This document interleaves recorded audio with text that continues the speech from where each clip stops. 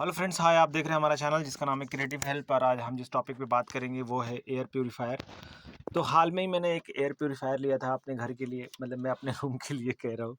सो वो ये है एयर प्योरीफायर।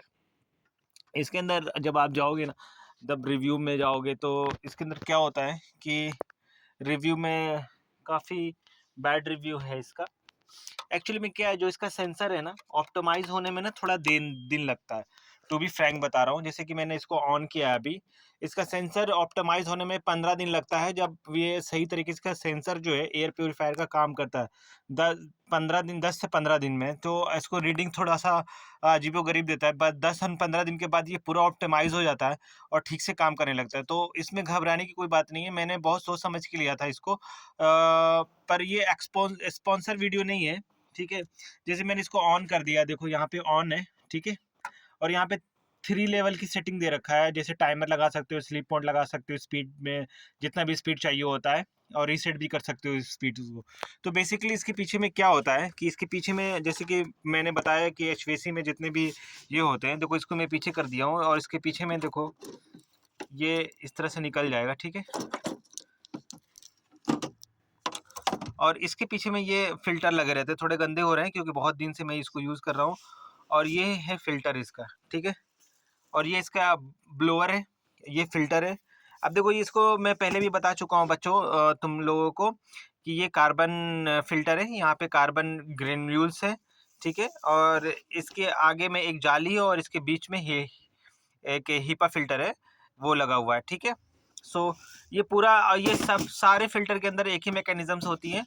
तो ये ब्रांड अपनी, मतलब कि ब्रांड बनाने की वजह से महँगा बेचते हैं। तो इसमें कुछ भी नहीं है। देखो, ये गंदा भी हो रखा है और सही से काम भी करता है। इवन मैंने लिया है तो मुझे कोई इसका ऐसा नहीं है कि मैं मुझे ये एक स्पॉन्सर वीडियो है, मुझे कोई एक स्पॉन्सर नहीं है।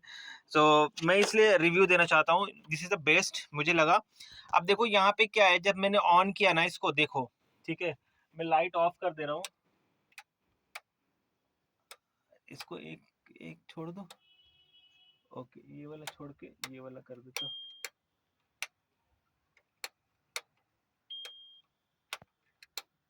हाँ, अब देखो, अब पीछे से लाइट आ रही है, देखो ये ऑन किया मैंने। अब यहाँ पे देखो सेंसर लगा हुआ है जो सेंस करता है कि एयर क्वालिटी कितनी है। जैसे मैंने ऑन किया इसको, यू कुड सी कि ये एक वॉयलेट लाइन दे रहा है कलर, जो इसका इसका मतलब होता है कि रूम की एयर क्वालिटी बहुत ही अच्छी है, ठीक है। सो अभी क्या है कि मेरे रूम में मैं एक अगरबत्ती जलाया हुआ हूँ, जिसकी वजह से थोड़ा सा इसके अंदर एयर क्वालिटी में डिफरेंस आएगा, जो इसका AIQ होता है, एयर क्वालिटी इंडेक्स, ठीक है। अभी ये जो स्टार्ट हो रहा है, क्योंकि मैंने ऑटोमेटिक में लगा रखा है, तो ये स्टार्ट हो रहा है, ठीक है। अभी स्टार्ट होने में थोड़ा सा टाइम लेता है। तो अभी देखो इसका AIQ कितना होता है और कितने देर के बाद कितना होता है। तो ये मैं यही दिखाना चाहता हूँ कि ये बाद में है ना, 1 से 1.5 मिनट के बाद में ये फुल्ली ऑप्टिमाइज कर देता है। लेकिन अभी ऑप्टिमाइज इसलिए नहीं करेगा क्योंकि मैंने ना घर के बाहर अगरबत्ती जला रखी है, तो ये फौरन ही डिटेक्ट कर लेता है। अगर आप रूम स्प्रे मार दोगे ना, ये जैसे मेरे पास एक रूम स्प्रे है, ठीक है। अगर इसको तुमने मार दिया ना, तो तुरंत एयर क्वालिटी डिटेक्ट कर लेता है कि एयर क्वालिटी खराब हो गई है, ठीक है। तो अभी देखो, इस अभी जो एयर क्वालिटी जब ये स्टार्ट हुआ है ना, तो 442 दिखा रहा है।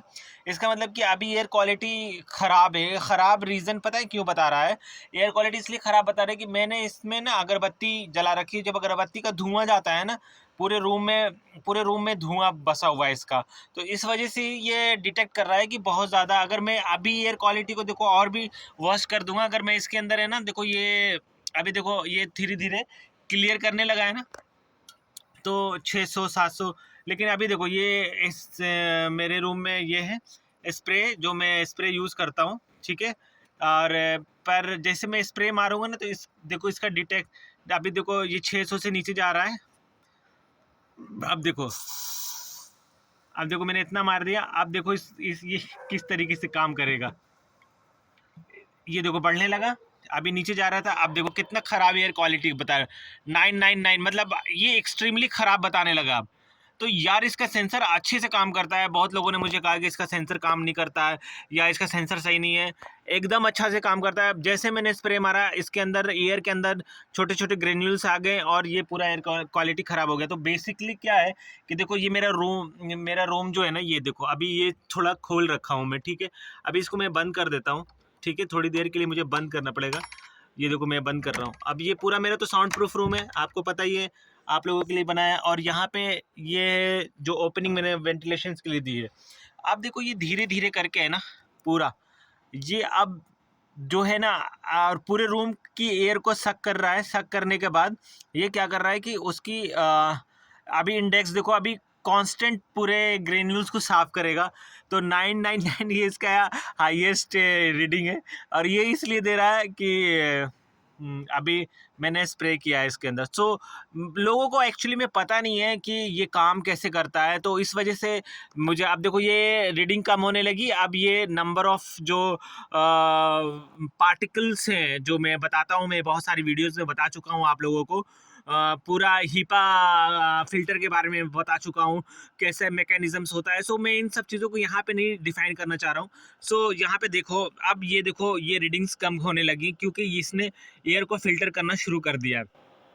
So this is the quality of this कि मुझे ये इस कंपनी पे बहुत सारी गलत रीडिंग आई हुई है, लिटरली कह रहा हूँ। लेकिन मैं कह रहा हूँ, मैंने पूरी मतलब मैं रिसर्च करता हूँ, चीज़ों को देखता हूँ पहले, उसके अंदर क्या मैकेनिज्म से इसको समझता हूँ। सो वो बड़ी कंपनियां जो भी हैं, जो बहुत ही पैसा चार्ज कर रही हैं, 10,000 से ऊपर भी चार्ज करती हैं। इवन इसके जो कॉस्टिंग है, मुझे इसमें नहीं जाना है कि इसके क्या कॉस्टिंग है नॉन नेचुरली। अब देखो ये एयर फिल्टर है ना, ये एयर प्योरीफायर इसको रीडिंग को कम करते जा रहा है, कम करते जा रहा है, कम करते जा रहा है।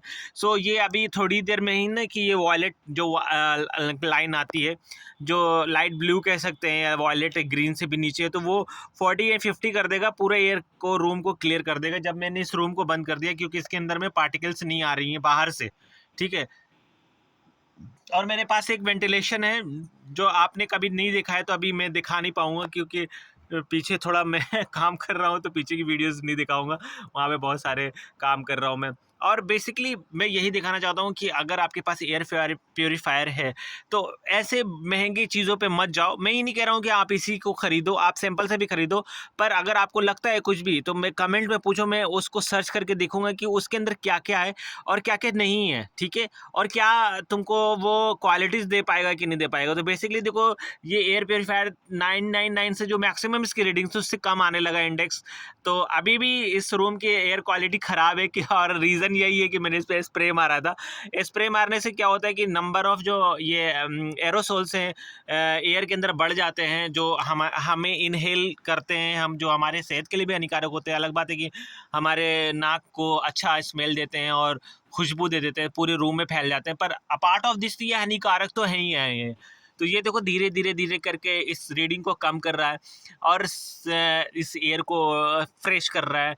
तो ये सारी चीज़ें हैं, अब देखो कितनी तेज़ी से कम कर रहा है, ठीक है। मेरा ये स्टूडियो जो मैंने बनाया था, अगर आप पहली बार आओ तो आप पुरानी वीडियोज़ में जाके देख लेना इसके बारे में जो भी है। सो यही है पूरी वीडियोज़ बनाने का सबसे बड़ा मोटिव, कि आपको ये उजागर करें। लोगों को लगता है, मैंने इसके बारे में पढ़ा है, कमेंट भी पढ़ा है कि यार ये काम नहीं कर रहा है या बहुत देर तक मेरा, अगर आप रूम को खोल रखे हो, ठीक है, तो एयर जो है ना मिक्स होती है। देखो देखो बेसिकली एचवीएसी को जानना बहुत ज़्यादा ज़रूरी है। एयर के पार्टिकल्स रूम के अंदर आते रहेंगे तो ये कितना साफ़ करेगा? ये थोड़े ना कि उस एरिया को साफ़ तो कर देगा, लेकिन उसको बंद भी तो करो यार। अगर बाहर से भी अगर पार्टिकल्स आते रहेंगे, ये वेंटिलेट होता रहेगा, तो ये डिटेक्ट करता है। मैंने आपको फ़ौरन दिखाया कि कितना तेज़ी से डिटेक्ट करता है, बहुत तेज़ी से डिटेक्ट करता है। जो इसके सेंसर है बहुत ही अच्छे हैं, पर मैं इतना ज़्यादा रिस्क नहीं लूँगा कि बार-बार मैं इस एरोसोल को मारूँ, क्योंकि उससे सेंसर भी मतलब डस्ट पूरा जम जाता है सेंसर के पास, उसे साफ़ करना पड़ता है। तो सेंसर में भी प्रॉब्लम आती है। जो मैक्सिमम क्या है कि जब आप चालू कर दो इसको, तो थोड़ा-सा देख लो कि कुछ लोग ह्यूमिडिफ़ायर रखते हैं, ह्यूमिडिफ़ायर की कोई ज़रूरत नहीं है, ये ड्राई एकदम सही है। धीरे-धीरे करके देखो ये 228, 221 हो गया।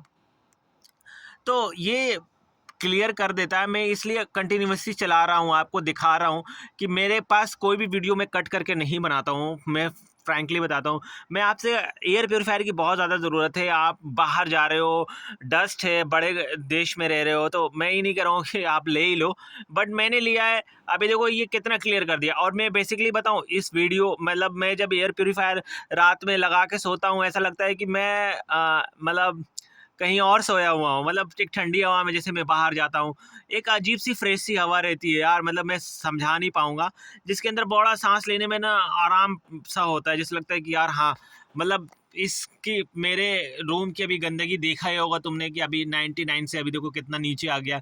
और ये जो ऑप्टिमाइज़ेशन हुआ है ना, ये 15-10 दिन के बाद हुआ ऑप्टिमाइज़ेशन, की जिसके सेंसर ऑप्टिमाइज़ हो गए।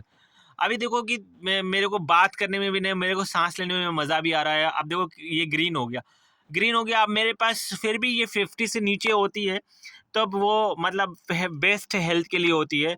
तो ये क्या है कि अभी 150 है। अभी ये धीरे धीरे एयर जो बाहर चल रही है, उस मेरे वेंटिलेटर खोल रखा है, तो उससे एक झोंका का एयर आया। तो जैसे एयर आया, देखो ये डिटेक्ट करके बढ़ने लगा। ठीक है, अब जैसे बाहर से एयर का मैं बंद कर दूंगा अभी, 1 मिनट में बंद कर देता हूँ।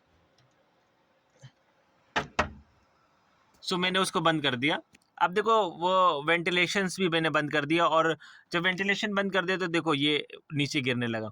तो जब भी एयर के टच में आएगा या वेंटिलेशंस आएगी, तो ये बढ़ेगा ही। और दो चीज़ ये होता है कि इसमें जो कुछ एरोसोल्स जो है, ये पूरे जैसे धीरे धीरे आ रहे हैं आ रहे हैं आ रहे हैं, तो वो भी इंटर करते हैं, तो उससे भी थोड़ा थोड़ा डिटेक्शंस होती हैं।